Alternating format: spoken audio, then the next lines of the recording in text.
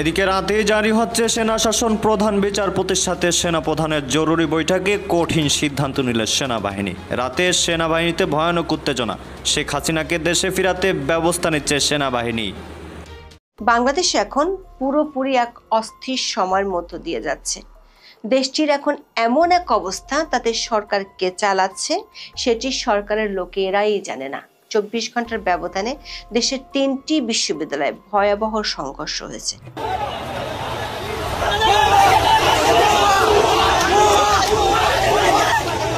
দর্শক, ফাইনালি সেনাপ্রধানের অ্যাকশন শুরু। আপনারা গতকাল দেখেছেন মাত্র 1 ঘন্টা বা 2 ঘন্টার ব্যবধানে একদিনেই 3টি বিশ্ববিদ্যালয়ে ছাত্রলীগের হামলা। দর্শক, সরকারে কারা আছে এটা জানে না সরকারের ভিতর লোকরাই, অর্থাৎ আপনি যে সরকার আপনি নিজেই জানেন না যে আমাকে সরকারের দায়িত্ব দেওয়া হয়েছে। দর্শক, ফাইনালি ডক্টর ইউনূসের এই ব্যর্থতা স্বীকার করে ডক্টর ইউনূসকে সরিয়ে দিয়ে সেনাপ্রধান ক্ষমতা হাতিয়ে নিচ্ছেন এবং এই মুহূর্তে আমাদের হাতে যেই সংবাদ এসেছে, যেই সংবাদের ভিত্তিতে সারা বাংলাদেশ রীতিমতো চাঞ্চল্যকার সৃষ্টি হয়েছে। দর্শক, কথা না বাড়িয়ে চলুন আমরা বিস্তারিত দেখে আসি এবং আরও খোলামেলা কিছু আলোচনা শুনে আসি, তাহলে আপনারা বুঝতে পারবেন যে বাংলাদেশে কি ঘটেছে এবং আজকে রাতে কি ঘটে গেছে। দর্শক, যে কোনো সময় হয়তো বা বিদায়ের ঘন্টা শুনতে পাবেন ডক্টর ইউনূসের।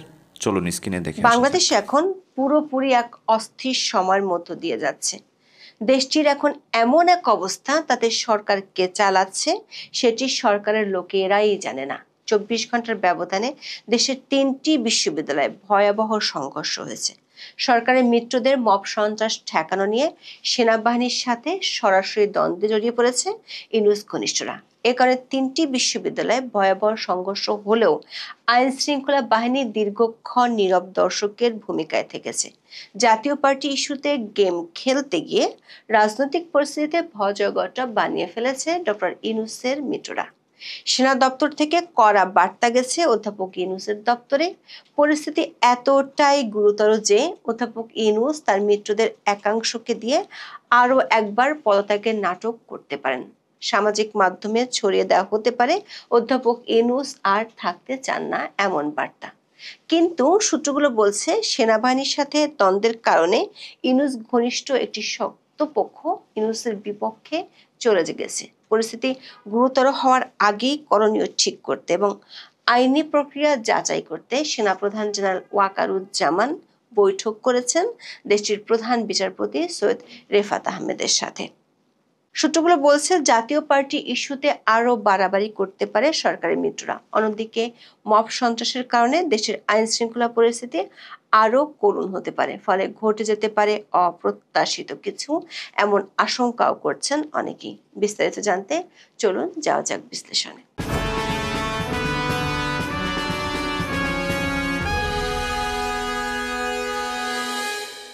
অধ্যাপক ইউনূসের খুব ঘনিষ্ঠজন বলে পরিচিত অর্থনীতিবিদ দেবপ্রিয় ভট্টাচার্য গত 23শে জুলাই বলেছিলেন, সরকারের ভেতরে আরো একটা সরকার আছে। তার এই রহস্যময় কথার প্রমাণ দিলেন গত 1 বছরে অনেক বিতর্কের জন্ম দেয়া স্থানীয় সরকার উপদেষ্টা আসিফ মাহমুদ। আইন শৃঙ্খলা বাহিনীর বেদম লাঠিচার্জে আহত গণ অধিকার পরিষদের সভাপতি নুরুল হক নুরুকে 31শে আগস্ট দেখতে গিয়েছিলেন উপদেষ্টা আসিফ মাহমুদ। সেখানে সাংবাদিকদের তিনি যা বলছেন তা একই সাথে জন্ম দিয়েছে অনেক প্রশ্নের, আবার হাস্যরসেরও। উপদেষ্টা আসিফ মাহমুদ বলেছেন, নুরুল হক নূরের উপর এ ধরনের ন্যাক্কারজনক হামলার ঘটনা আওয়ামী লীগ সরকারের আমলেও ঘটেনি, যা এই সরকারের আমলে ঘটেছে। এর দায় দায়িত্ব এই সরকারকে নিতে হবে। তার এমন বক্তব্য সামাজিক মাধ্যমে ট্রল হয়েছে সারাদিন। সবার প্রশ্ন, বহু বিতর্ক আর দুর্নীতির অভিযোগ থাকা সত্ত্বেও সরকার যা টিকিটিও ছুঁতে পারে না, সেই প্রভাবশালী উপদেষ্টা বলছেন তার সরকারের আমলের চেয়ে আওয়ামী লীগ আমলই ভালো ছিল। আবার এই হামলার দায় সরকারকে নিতে হবে। ভাইরাল হওয়া ভিডিও ফুটেজে দেখা গেছে জনাব নূরকে পিটিয়েছে পুলিশ ও সেনাবাহিনী। সেনাবাহিনীর পক্ষ থেকেও বলা হয়েছে মব সন্ত্রাস দমনের জন্য তারা বল প্রয়োগ করেছে। আর আসিফ মাহমুদ আইন শৃঙ্খলা রক্ষা সংক্রান্ত উপদেষ্টা কমিটির সদস্য, যে ক্ষমতা বলে তিনি জুস পান করতে করতে গোপালগঞ্জের পরিস্থিতি নিয়ন্ত্রণ করেছিলেন পুলিশ সদর দপ্তর থেকে। অথচ নূরের উপর হামলার দায় দিচ্ছেন সরকারের উপর। প্রশ্ন হলো, তাহলে অধ্যাপক ইউনূসের সরকার কয়টা? তাহলে কি দেবপ্রিয় ভট্টাচার্যের কথাতেই সায় দিলেন আসিফ মাহমুদ? আসিফ মাহমুদ যাই বলুক না কেন, সরকার একাধিক সূত্র বলছে পরিস্থিতি একেবারেই। আসসালামু আলাইকুম সুপ্রিয় দর্শক, স্বাগত জানাচ্ছি যে কথা জানতে চান অনুষ্ঠানে। আমি মোস্তফা ফিরোজ এবং আমার অপর প্রান্তে যুক্ত আছেন গণমাধ্যম ব্যক্তিত্ব ডাক্তার আব্দুল নূর তুষার। আপনাকে স্বাগত জানাচ্ছি এই অনুষ্ঠানে। খুব সংক্ষিপ্ত ভাবেই আপনার কাছে প্রতিক্রিয়াটা নেব। কয়েকদিন থেকেই একটা ঘোলাটে পরিস্থিতি, আইন শৃঙ্খলা জনিত, জাতীয় পার্টির অফিস ঘেরাও, তারপরে হামলা, নুরুল হক নূরের উপর হামলা, এর মধ্যেই বিশেষ জরুরি বৈঠক।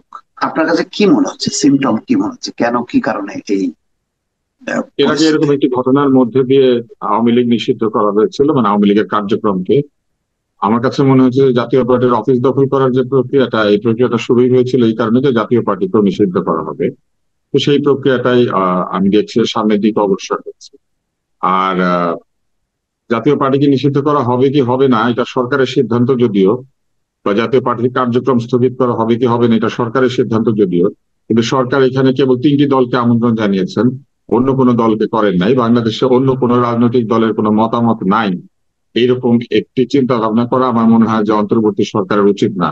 তারা যদি এই ধরনের কোনো সিদ্ধান্ত নেন তাহলে সকলের সঙ্গে আলাপ করা উচিত, এবং আদৌ এইভাবে রাজনৈতিক দলের সঙ্গে সিদ্ধান্ত নিয়ে দলের কার্যক্রম বন্ধ করা যায় কিনা এটাও চিন্তার বিষয় রয়েছে। কারণ দেশে তো আদালত আছে, জাতীয় পার্টিকে আদালতের মাধ্যমে নিষিদ্ধ করার চেষ্টা করাটা আমার কাছে মনে হয় যে, বা যে কোনো দলকেই, কারণ সরকার যদি এরকম নির্বাহী ভাবে সকলকে নিষিদ্ধ করতে শুরু করেন তাহলে যে ঐতিহাসিক নির্বাচনের প্রতিশ্রুতি সরকার আমাদেরকে দিয়েছেন, আমার ধারণা যে নির্বাচনটি আসলেই ঐতিহাসিক হয়ে যাবে। কেননা অতি অল্প সংখ্যক দল এই নির্বাচনে অংশ নিতে পারবে, অন্যরা পারবে না, কারণ অনেকের নাই ক্ষমতা নির্বাচনে পুরোপুরি অংশগ্রহণ করার। আর যারা আছেন তারা সংখ্যায় অতি অল্প। আপনারা নিশ্চয়ই বুঝতে পারছেন যে 3টি দলের সঙ্গে তিনি কথা বলেছেন, অন্তর্বর্তী সরকার, বিএনপি এবং জামাত, অবশ্যই 2টি বৃহৎ রাজনৈতিক দল, কিন্তু এনসিপি এখনো অনিবন্ধিত। তো এই 3টি দলের বাইরে বাংলাদেশে আর কোনো রাজনীতি বা কোনো দল এক্সিস্ট করে না, এই মেসেজটা ভালো না। একটা দেখা যাচ্ছে যে এনসিপি আর জামাতের একটা অভিন্ন বক্তব্য আছে যে জাতীয় পার্টিকে নিষিদ্ধ করার যে দাবি নূরের, সেই তার সাথে তারা একাত্ম। এইভাবে তাহলে জাতীয় পার্টি নিষিদ্ধ, তাহলে কি আর একটা নতুন ধরনের আমিরামি নির্বাচনের পতন হয়ে যাবে না? মানে তাহলে কারা করবে? আপনি দোসর, তাহলে জাতীয় পার্টি কেন? তাহলে জাতীয় পার্টির মতন করে তো তাহলে 14টা দলও নিষিদ্ধ করতে হয়, কারণ আওয়ামী লীগের এলাই তো আরো 14টা দল আছে। আওয়ামী লীগের এই 14টি দল গত 16 বছরে যদি আপনি চিন্তা করেন তাহলে একরকম। এর আগেও তো আওয়ামী লীগের সঙ্গে অ্যালায়েন্স করে, এমনকি এখন যারা রাজনৈতিক আন্দোলন করছে, আমরা দেখেছি তত্ত্বাবধায়ক সরকারের দাবিতে তো জামাতে ইসলাম এবং আওয়ামী লীগ একসাথে কাজ করেছিল।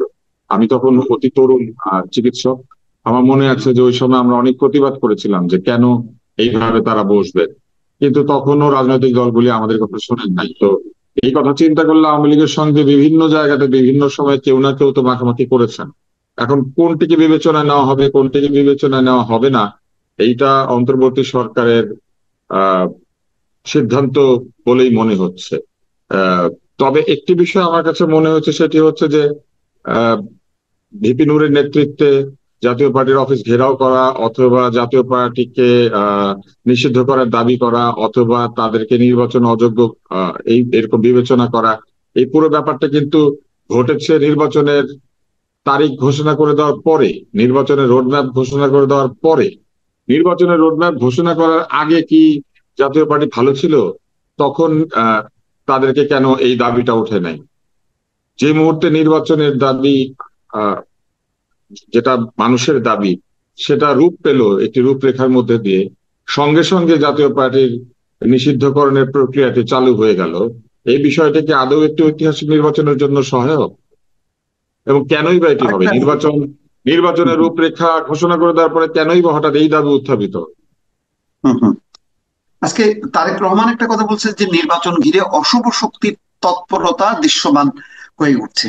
আর আসিফ মাহমুদ সজীব ভুঁইয়া বলছে জাতীয় পার্টির মধ্য দিয়ে আওয়ামী লীগ পুনর্বাসিত হওয়ার চেষ্টা, চক্রান্ত চলছে। এই যে অশুভ শক্তির তৎপরতা, নির্বাচনকে ঘিরে আবার জাতীয় আওয়ামী লীগ জাতীয় পার্টির মধ্য দিয়ে পুনর্বাসিত হওয়ার চেষ্টা করছে, এটার আপনি কি কোনো দেখেন এই কথাগুলো? আমি আসলে এই চিন্তাগুলিকে আমার কাছে মনে হয় যে আহ একটু অযৌক্তিক। এই কারণে যে আওয়ামী লীগ এত বড় রাজনৈতিক দল, যে তার এই বৃহৎ শক্তির কারণেই কিন্তু সেইভাবে ফ্যাসিবাদ কায়েম করতে পেরেছিল। কারণ তার শিয়ার পাওয়ার অফ নাম্বার ছিল, অর্থাৎ তার যে দলের সমর্থক এবং তার যে লোকজন, সেটা একটা বিরাট লোকজন ছিল। সেই ভারেই কিন্তু সে ফ্যাসিবাদ প্রবর্তন করার যে শক্তি সেটা পেয়েছিল। এইরকম একটা বড় দল এটা জাতীয় পার্টির ভিতর দিয়ে জেগে উঠবে, এটা আসলে কল্পনা করা যায় না। আর যদি করেও তাহলে তো দলটা নষ্ট হয়ে যাবে। দলটা সম্পূর্ণভাবে মানুষের কাছে গ্রহণযোগ্যতা তো এমনিতেই হারিয়েছে, তারপরে আরো হারাবে এই কারণে যে তারা নিজের পরিচয় আসতে না পেরে লুকিয়ে লুকিয়ে অন্যের পেটের মধ্যে করে আসছে। এমন আবার দল, যে দলটার নিজের কোনো ভালো বলতে কিছু নাই, যে দলটার নিজের কোনো অস্তিত্ব নাই, তার কোনো নেতা নেত্রী নাই, তার কোনো কাজকর্ম নাই, মানে একটা সম্পূর্ণ ব্রোকেন একটা পার্টি। সেই পার্টিটার ভিতর দিয়ে আওয়ামী লীগ জেগে উঠবে, এটা ভাবাটা কঠিন। কেননা আপনি জানবেন যে একটা ভাইরাসও যদি বাঁচতে চায়, একটা সুস্থ দেহ। তো দর্শক, দেখলেন খুব গুরুত্বপূর্ণ প্রতিবেদন। এতক্ষণ আমাদের সাথে থাকার জন্য এবং দেখার জন্য সবাইকে ধন্যবাদ জানাচ্ছি। দর্শক, এখন এ বিষয়ে আপনাদের মতামত কি হবে? আপনারা দেখছিলেন খুবই বিস্তারিত আকারে কিছু আলোচনা এবং টকশো। দর্শক, এখন এ বিষয়ে আপনাদের মূল্যবান মতামতটি কাম্য এবং জানিয়ে যাবেন যে আসলে এই সেনাপ্রধানের ক্ষমতা নেওয়া উচিত কি উচিত না। ডক্টর ইউনূস যেভাবে ব্যর্থতার শিকার হচ্ছে বা ব্যর্থতার দায় তিনাকে নিতে হবে, জনগণ তাই বলছে। রীতিমতো আইন শৃঙ্খলা রক্ষাকারী বাহিনীর কালকে যে অবনতি দেখলাম, অর্থাৎ যেই কলেজে আঘাত করা হয়েছে বা হামলা করা হয়েছে, সেখানে শিক্ষকরা দাবি করছিল এখানে হেলমেট বাহিনী বা ছাত্রলীগ হামলা করেছে। তবে হামলার 3 ঘন্টা পরে সেখানে সেনাবাহিনী পুলিশ গিয়ে হাজির হয়েছে। তাহলে ভিপি নূরকে যখন আঘাত করা হয় তখন সাথে সাথে তাকে মারা হলো, কিন্তু যেখানে ছাত্রলীগের হামলা হলো, বহিরাগতদের হামলা হলো, সেখানে কিন্তু পুলিশ সেনাবাহিনী লক্ষ্য করা যায়নি। তাহলে আপনারা কি বুঝছেন? কথা বলাও না, ভালো থাকুন, সুস্থ থাকুন, আল্লাহ হাফেজ।